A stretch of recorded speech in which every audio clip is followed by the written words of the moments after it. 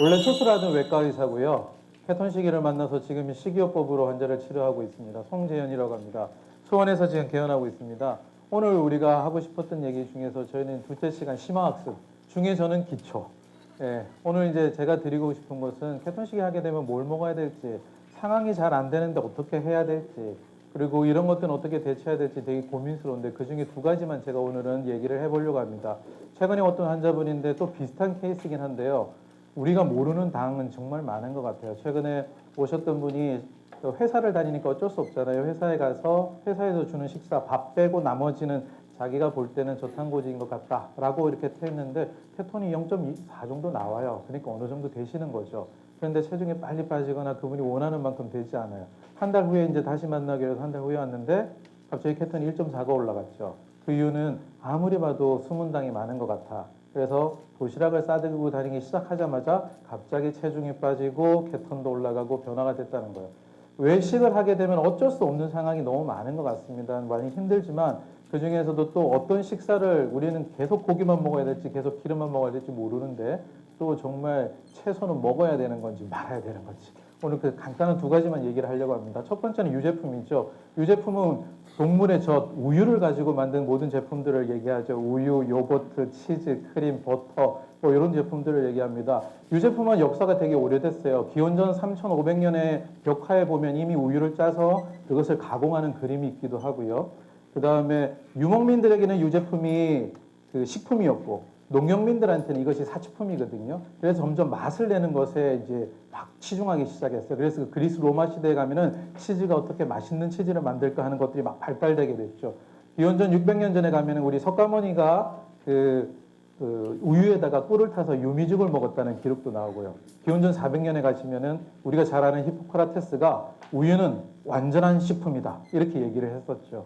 우리나라도 우유는 아주 소중하긴 했었어요. 삼국시대 때부터 기록이 나오기 시작하고요.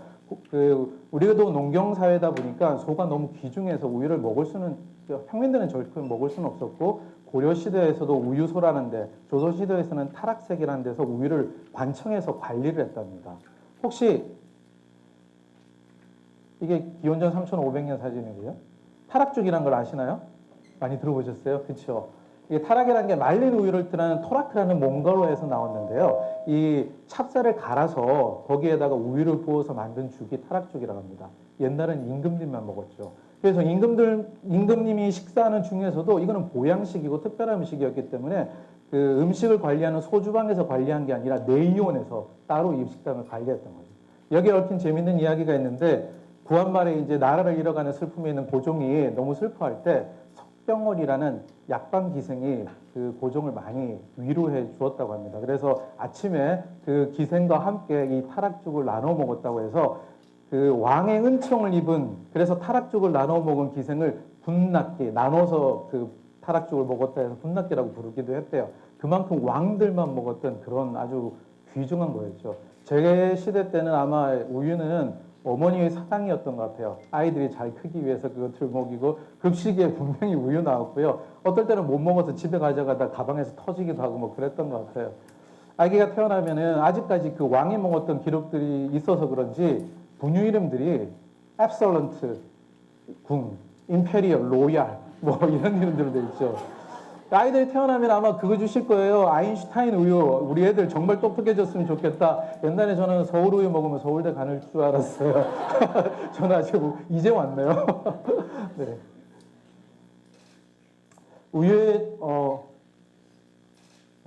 우유의 성분을 먼저 알아볼게요. 우유는 유당, 카제인, 유청, 지방 이렇게 들어있어요. 즉 당분은 유당이 들어있죠. 갈락토즈와 글루코스가 결합된 당이고요. 유당 분해 요소가 한국인들은 좀 적기 때문에 이것 때문에 소화불량이 오시는 분도 많이 있어요. 단백질은 카제인과 유청 두 가지가 있거든요. 80%가 카제인으로 되어 있고 그 다음에 물에 녹아있는 단백질이 유청이라고 그래요.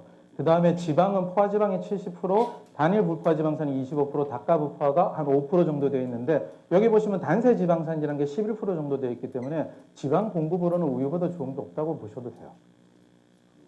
우유를 젖산 발효를 시키면 이제 요거트가 되는 거예요. 그러니까 요거트가 되면 원래 발효가 되어버렸기 때문에 당이 없어져야 되죠. 근데 우리가 먹는 요거트를 보면 당이 많아요. 그 이유는 이제 발효를 시킨 다음에 신맛이 나니까 다시 당을 첨가하는 거죠. 그래서 우유와 요거트는 사실은 많이 먹게 되면은 저탄고지에는 케톤 시기에는 좀 마이너스이긴 합니다. 그리고 그릭 요거트라고 있죠. 요거트 중에서 좀 더 그 수분을 빼내서 좀 더 덩어리지게 만든 요거트가 그릭 요거트라고 보시면 돼요. 요거트 중에 액체로 된 것도 있고 고용체도 있죠. 그거는 방금 무지형 고용분이 함량에 따라서 3% 정도냐 8% 정도에 따라서 형태가 달라진다고 보시면 돼요. 그 다음엔 치즈죠. 저희들이 많이 익숙하진 않지만 요즘은 많이 드시지만 치즈도 종류가 너무 다양해요. 그죠? 근데 대부분 1위 4단계 거치는 거는 비슷하다고 그럽니다. 우유를 이렇게 내버려 두면은 커드라고 그 카제인이 덩어리들이 뭉쳐지게 돼요. 그 뭉쳐진 것에서 유청을 제거하고 그 다음에 발효가 잘 될 수 있도록 소금을 첨가한 다음에 아주 숙성을 해서 맛있는 맛을 만들어내는 것이 보통 치즈를 만들어내는 단계라고 보시면 돼요. 그래서 보통 어떻게 되냐면 단백질은 한 7배 정도, 칼슘은 한 5배 정도 우유보다 함량이 많아지게 되는 거죠. 그 다음에 크림인데요. 제가 좀 애용하는 거죠. 크림은 우유를 이렇게 찬 곳에 두면은 지방이 위에 뭉치게 돼요. 그 지방을 이렇게 덜어내서 만들어낸 것이 크림이라고 보면 됩니다. 그러니까 단백질 함량은 좀 적고 지방 함량이 많이 되어 있어요. 보통 그렇게 방금 얘기한 걸 정지법이라고 그러고 요즘은 대량 생산하기 위해서 원심분리법으로도 이렇게 분리하기도 하고요. 그 크림은 유지방이 18% 이상이 되면 크림이라고 하게 되고요. 커피용으로는 보통 한 20%, 그 다음에 휘핑크림을 만들게 되면 30에서 40%의 지방이 들어있는 걸 얘기합니다. 영국에서는 더블크림이라는 얘기를 쓰게 되는데 거기는 한 48% 정도 들어있고 미국에서도 라이트 크림은 20%, 헤비 크림은 한 36% 정도가 되고요. 하프앤하프 이런 거 들어보셨죠? 크림하고 우유를 이렇게 섞어 놓은 거죠. 그러니까 하프앤하프로 갈수록 좀 지방의 함량이 떨어지는 거라고 보셔도 돼요. 자, 마지막은 버터입니다. 유제품 중에. 버터는 그 크림이나 우유를 다시 이렇게 젓다 보면은 그 버터 팻, 지방하고 또 유청을 또 분리해냅니다. 그래서 함유량, 지방 함유량의 80% 이상이 되는 걸 버터라 그래요. 나머지 것들은 거의 제거가 된 건 상태죠. 버터는 두 가지로 볼 수 있는데 소금을 가미한 거와 가미하지 않은 거. 그래서 무염 버터와 가염 버터로 나눌 수 있게 되고요. 보관의 차이가 되겠죠. 처음에 말씀드린 기원전 3,500년 그 수메르 벽화에 보면은 이미 그 버터를 만드는 형식이 나오기도 하고요. 성경에 보면은 창세기에 아브라함이라는 사람이 그 천사들을 대접할 때 소고기, 우유, 버터를 대접했다는 기록이 나와요. 북쪽에서는 이 버터를 보관하기가 편하니까 버터가 많이 발달이 됐고요. 남쪽은 습하고 날씨 때문에 이런 유제품들을 보관하기가 힘들었고 그래서 올리브유라는 이런 기름들이 발달하게 된 거예요. 그래서 지중해 식단에서는 제일 중요한 게 올리브가 되고 북유럽 쪽이나 유럽 쪽으로 해서는 치즈를 많이 활용하게 되는 거죠. 자, 유제품의 성분을 다시 분석해 보면 우유와 요거트는 거의 비슷해요. 거기서 치즈는 지방과 단백질의 함량이 좀 더 많아지게 되고요. 그 다음에 생크림 같은 경우는 지방만 함량이 좀 더 많아지게 되는 거예요. 그 다음에 버터는 당연히 지방의 80% 이상, 기버터는 그 버터를 끓여가지고 다시 액체 상태만 걸러낸 거거든요. 그래서 지방이 거의 99%라고 보시면 됩니다. 케토제닉을 할 때 가장 쓰기 좋은 거는 버터죠. 그죠? 지방만을 활용할 수 있고 그 다음에 우유의 알러지, 즉 요즘 만성 알러지 검사들 많이 하실 텐데 그 알러지가 나오는 게 거의 대부분 프로테인, 단백질에서 알러지가 나오는 거기 때문에 우유 알러지가 있다 하더라도 버터를 쓰실 수는 있습니다. 그래서 내가 검사해 보니까 알러지가 있을 때 어떻게 해야 됩니까? 버터부터 시작하시면 되고요. 두 번째는 이걸 많이 써보지 않은 분들은 버터 향도 싫어하시고 이것들 하는 걸 너무 힘들어하세요. 그때 저는 추천드리는 게 크림이에요.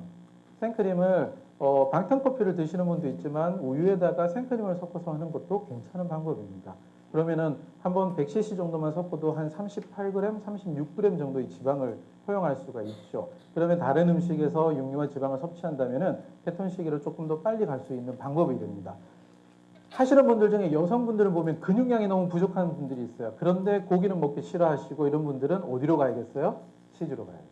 그래서 치즈를 처음에 선뜻하기 힘든데 크림에서 치즈를 만든 것이 마스카포네 치즈예요. 그래서 거기는 그 느낌이 그 크림하고 좀 비슷해요. 마스카포네 치즈가. 유청에서 만들어낸 건 리코타 치즈예요.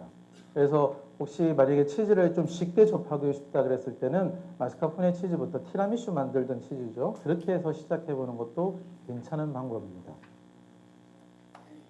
그런데 우리 유제품에 대해서 이제 문제가 생기게 된 거 2015년도에 나왔던 책이요. 베스트셀러가 됐었고요. 영국의 여성 과학자인데 제인 제플린이 유방암에 걸렸었거든요. 아주 유명한 과학자였었는데 유방암에 걸리고 5차례나 재발을 하게 돼요. 본인은 최대한 노력을 했지만 뭐가 문제인지를 몰랐던 거죠. 그리고 나서 자기가 스쳐보니까 중국에는 유제품을 거의 쓰지 않는구나. 그래서 유제품을 줄이게 되면은 암을 예방할 수 있겠다 하고 그분이 유제품을 줄이고 채식을 하고 하면서 이분은 많이 건강해지긴 해줬어요. 그래서 이런 것들 또는 우리 교수님이 얘기하신 여러 가지 이유들 때문에 유제품이나 우유에 대한 두려움이 많이 나타나는 거죠. 오늘은 제가 방금 얘기하신 것처럼 어떤 경우에 이런 유제품들을 쓰면 좋겠다 그랬는데 정말 유제품을 쓰면 안 되는 건지 아니면 써도 되는 건지를 몇 가지 논문들로 좀 짚어보려고 합니다. 첫 번째는 우유나 유제품에는 에스트로겐이라든지 이런 것 때문에 염증을 많이 일으키고 이렇게 될 수 있다고 되는 거죠. 그렇지만 2015년도에 논문을 보면 유제품은 대사 이상을 보이고 있는 모든 데서 항염작용을 나타내고 있는 걸로 논문에서는 계속 보고되고 있습니다. 개인적인 차이는 있겠지만 확실히 염증을 오히려 줄여주는 쪽으로 나타나고 있어요. 두 번째는 유제품은 조리가 된 음식이야. 우리는 리얼 푸드를 먹어야 되지 하고 팔레오나 다른 분들이 주장하시기도 합니다. 하지만 이미 이 우유나 유제품이 나온 거는 너무 오래된 역사가 됐고요. 그리고 우리가 일상생활에 이미 많이 접해져 있기 때문에 꼭 이것을 가공식품이라고 치부하지 않으셔도 될 것 같아요. 이게 가장 문제죠. 암 발생률이었죠. 대표적인 게 전립선암하고 유방암에 대해서 논문들이 나왔어요. 둘 다 성장인자에도 약하고 호르몬에도 약한 암이긴 합니다. 그 다음에 오히려 2016년도 논문은 전립선하고는 상관이 없다. 그리고 유방암이나 대장암이나 위암에서는 오히려 떨어졌다. 이런 논문들도 최근 논문들이 나오기 시작합니다. 그러니까 발생을 했다, 좋아졌다. 논문들이 계속 왔다 갔다 하는 거죠. 그 이유는 사실은 식품을 가지고 쓰는 논문은 너무 어려워요. 다른 것을 배제하는 것이 너무 힘들거든요. 그래서 좋은 쪽으로 논문들도 많이 나올 수 있고 나쁜 쪽의 논문들도 많이 나올 수 있는데 양쪽에서 서로 한쪽 논문만 가지고 너무 이야기를 하는 거예요. 하지만 여기서 우리가 지켜볼 거는 뭐냐면은 암이 생길 수도 있다라는 논문을 보더라도 비만이나 알코올이라든지 이런 거하고는 상대적으로 아주 낮은 수치일 수밖에 없어요. 그리고 정말 재밌는 거는요. 이거 논문이에요. 2003년도에 나오는 건데 그 유방암이 많이 발생할 수 있다는 것 중에 인슐린 성장인자를 얘기를 해요. IGF-1이라는 것을. 그런데 이 논문을 보시면은 IGF-1을 올리긴 해요. 유제품이. 우리 교수님이 얘기하신 것처럼 그로스 호르몬이라는 성장 호르몬의 IGF-1이 우유에서 나왔던 거는 소화 과정이나 간에서 대사가 많이 되긴 합니다. 하지만 단백질 자체가 들어가게 되면은 우리 몸에서 이거를 자극을 하게 돼요. 칼로리와 단백질은 IGF-1을 자극을 해서 생산을 하게 됩니다. 그런데 재미있는 거는 우유 프로테인은 36%를 증가시켰고요. 소이 프로테인은 69%를 증가시켰어요. 콩 단백질이 훨씬 IGF 증가율이 컸다는 거죠. 아까 제인 플랜트가 중국에서는 이걸 먹어서 그랬다고 했는데 이게 좀 안 맞죠. 그래서 이걸 또 연구를 한 박사도 있습니다. 왜 콩 단백질을 먹으면 더 높은데 유럽이나 아시아 쪽에서는 암 발생률이 더 낮을까? 씨위드라고 했죠. 해조류를 같이 복용했더니 콩 단백질이 IGF-1을 올리는 수치를 떨어뜨리더라는 것을 서양 여자들을 대상으로 실험한 논문도 있긴 합니다. 여기서 볼 수 있는 거는 우리가 다양한 음식들을 섭취하게 된다면 유제품으로 인한 IGF-1이나 성장 호르몬이나 에스트로겐이 상쇄되거나 우리 안에서 조절이 될 수 있을 가능성을 충분히 보이고 있는 거고요. 더 중요한 거는 이런 것보다도 우리 식단에서 주어지는 인슐린과 당이 암을 발생시키는 거 훨씬 강력하기 때문에 이 케톤 시기를 적용하고 아까 IGF-1 같은 경우는 칼로리하고도 관련이 있다 그랬잖아요. 적게 먹기 시작하면은 이런 문제는 해결이 될 거라고 저는 생각합니다. 체중과 식욕에 대한 오해들도 많아요. 많이 먹으면 오히려 증가하는 것은 맞아요. 하지만 적당량을 먹게 되면 16주 실험을 했을 때요. 유제품을 썼던 분들이 그렇지 않은 분들하고 비교했을 때 근육량이 줄거나 유제품을 썼던 분들은 근육량이 유지되고 오히려 좋아졌다는 케이스들이 많이 있고요. 식욕에 있어서도 오히려 유지가 잘 되었다는 게 많죠. 근데 여기서 말씀드리고 싶은 것은 유제품이나 오늘 제가 얘기하는 건 아니지만 견과류 이거는 식사 외에 우리가 자꾸 먹게 되면은 과용하게 된다는 게 그게 문제예요.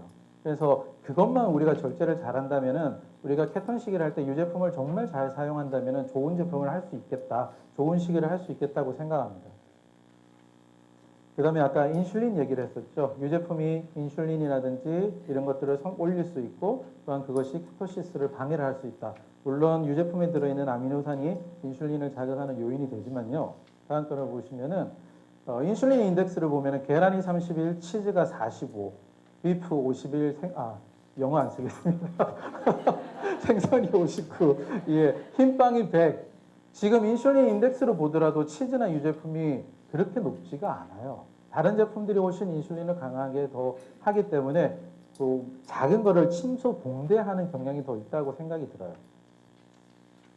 심혈관의 관계에 대해서도 마찬가지죠. 유제품을 썼을 때는 심혈관 증상이 좋아졌다는 얘기들이 많이 나오고요. 그중에 이 논문은 비타민 K2가 그 역할에 관계가 있는 것이 아닌가 하고 소개하고 있는 논문입니다. 자, 그러면은 유제품은 모든 사람이 다 써도 되느냐? 그렇지 않은 분들이 있긴 있어요. 그 유당을 분해하지 못하는 분들은 문제가 있겠죠. 그 다음에 분해가 아니라 알러지가 있으신 분들이 있어요. 그런 분들은 당연히 유제품을 피하시는 것이 좋겠죠. 그래서 내가 장 상태가 좋지 않은 분들은 검사를 통해서 유제품에 알러지가 있는지 없는지를 확인하시는 게 좋고요.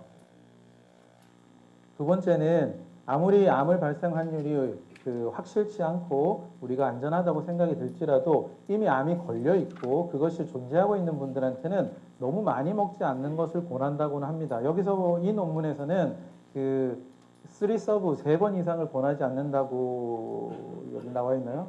되어 있고요. 그 다음에 그나마 또 쓸 수 있는 건 고트밀크. 산양류가 에스트로겐이라든지 이런 것이 카우밀크보다는 더 작다라고 표현하고 있습니다. 그 다음에는 알러지도 아니요 아무것도 아닌데 나는 이상하게 유제품만 쓰면 안 좋아. 살도 안 빠지고 문제가 돼서 이런 개인적인 센서티비티가 있을 수도 있어요. 그래서 내가 유제품을 주로 쓰고 다이어트를 하고 있고 케톤식이를 하고 있는데 나는 웬일인지 모르겠는데 다이어트 효과가 적다. 뭔가 문제가 있는 것 같다 하면은 줄여보시는 것도 방법입니다. 이런 3케이스에서는 유제품을 조금 생각해 보시고 사용하는 게 좋을 것 같아요. 두 번째는 식이섬유입니다. 정말 얘기가 많이 나왔던 거죠. 식이섬유는 우리 몸에 소화 효소가 없어서 분해가 안 되는 고분자 화합물을 얘기해요. 그래서 두 가지가 있는데 수용성 식이섬유하고 불용성 식이섬유 이 두 가지가 있어요. 불용성 식이섬유는 우리가 흔히 알고 있는 진짜 식이섬유예요.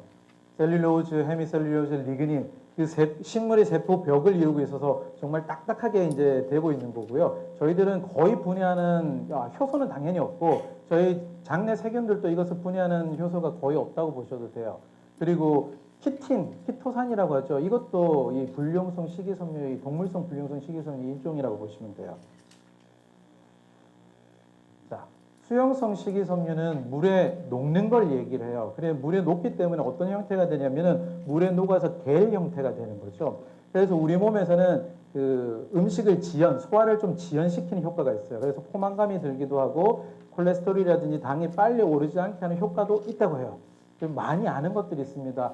과일이라든지 굴껍질에 있는 팩틴, 그 다음에 나무 껍질에 고아검, 그 다음에 우리가 알고 있는 곤약이라고 그러죠. 곤약의 점진물, 그 다음에 미역이나 다시마의 끈적끈적한 것들, 알긴산, 거기에는 또 후코리단이라는 성분도 있고요. 그 다음에 화학 합성 다당류로 난소화성 말토덱스트린 이런 것도 있고, 그 다음에 또 장에 아주 중요한 이눌린 이런 제품도 있고요. 글루칸, 버섯에도 추출되는 거죠. 이런 제품들도 수용성 식이섬유에 분류를 하고 있어요. 우리가 보고 싶은 건 이거예요. 우리는 초식으로 살아가야 될까요? 육식으로 살아가야 될까요? 어디에 과연 맞는 걸까요? 맨 왼쪽에 보면은 저게 반추동물이죠. 위가 4개가 있는 반추동물이 위에요. 가만 보시면은 소장도 길고 대장도 길고요. 맹장도 엄청 커요. 밑에 있는 거는 반추는 하지 못하는 단위인데 초식 동물을 얘기하는 건데 맹장이 훨씬 길어요. 얘네들은 1번, 2번 위나 맹장에 아주 많은 장내 세균들을 가지고 있어요. 그래서 초식 동물들은 뭐라고 그래야 되죠? 셀룰로 식이섬유를 먹었을 때 그것을 계속해서 분해를 해가지고 거기서 자기들을 분해하는 것들을 해내는 거죠. 그런데 채식 동물들 자체도 얘네들이 분해하는 과정 중에 많이 생기는 당들은 누가 가져가요? 장내 세균들이 많이 가져가요. 그러면은 초식 동물들은 주로 더 뭘 먹을까요? 그 장내 세균들이 만들어준 지방산, 그리고 반추동물들은 장내 세균이 1번, 2번 위에서 죽고 나오면은 4번 위에서 흡수가 돼버려요. 이게 단백질의 원료가 되는 거죠. 제가 좀 주름 잡는 것 같아서 죄송합니다. 축생학 교수님들이 계시는데 잘못된 거 지적하시면 네, 그렇기 때문에 초식 동물들이 풀을 먹는 것이 어쩌면은 지방과 단백질을 공급하고 있는 건지도 모른다는 생각이 들어요. 육식 동물들을 보시면은 어떻게 돼요? 장이 아주 짧죠. 그래서 고기를 분해할 수 있도록 위산 효소가 엄청 강해요. 저희들보다 훨씬 강하게 돼 있고 그것들을 다 분해해서 빠른 장에서 흡수를 하고 빨리 내보내도록 되어 있어요. 그래서 장에서 문제가 많이 생기지 않도록 돼 있죠. 인간은 어떻게 돼 있냐면은 초식 동물이 조금 가깝게 생겼어요. 이빨 모양도 그렇고요. 육식 동물보다는 장은 조금 더 길어요. 그런데 초식 동물로 살 수 없는 거는 셀룰로즈를 분해할 수 있는 그런 장내 세균을 저렇게 갖고 있질 않아요. 그래서 저희들은 절대로 그렇게 초식 동물처럼 살 수가 없어요. 초식 동물처럼 살려면 어떻게 해야 되냐면은 당분이 많은 전분을 많이 먹는 수밖에 없죠. 전분을 많이 먹게 되면은 저희들이 가장 두려워하는 인슐린 저항성 쪽으로 흐를 수가 있다는 거죠. 그래서 채식을 하시는 분들은 그런 걸 막기 위해서 어떻게 해요? 적게 드세요.